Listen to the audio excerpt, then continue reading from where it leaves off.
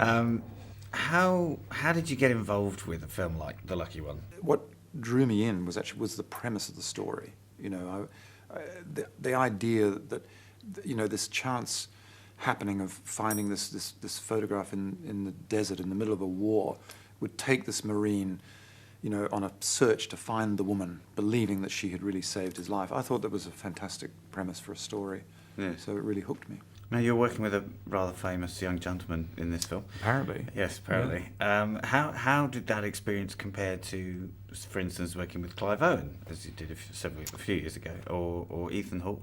Zach has a very particular following, stemming, from his sort of teenage success and in particular kinds of films. So there's a certain intensity about the fan following that was new to me. Obviously Clive Owen and Ethan Hawke both had considerable followings of their own, but they didn't tend to stand and scream with such intensity.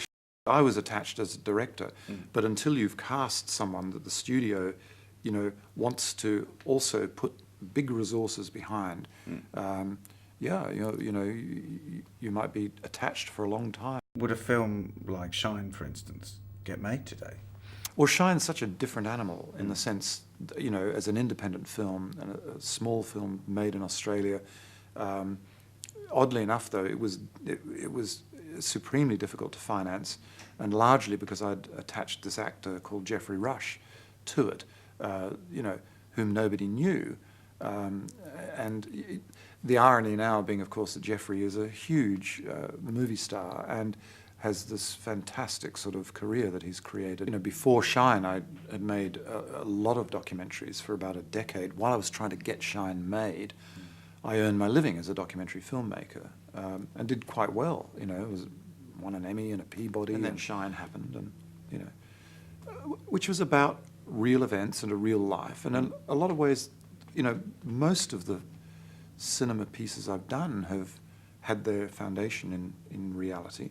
Not The Lucky One so much. I mean, it's a pure romance. It's a Nicholas Sparks novel, but that's got elements of things that called on my documentary filmmaking, like the war scenes. I mean, how do you do that and make it feel authentic?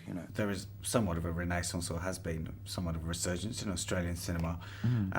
Do you sense that when you're overseas? I mean, you, of course, were working in sort of the new wave era of Australian cinema, weren't you? Going back to the club. Yeah, no, I worked on film crews during that. Yeah, that amazing period, really, of the late 70s, where some of those fantastic directors I was lucky enough to work, for, like Weir, like Beresford, and still out there, leading the world. And while I'm not alone, and feeling like Australian filmmakers, by and large, lost a connection with their audiences, but you see when a film comes along, like Red Dog or, whatever, Kenny, it's going back a few years, but the audience is still there if the films are made,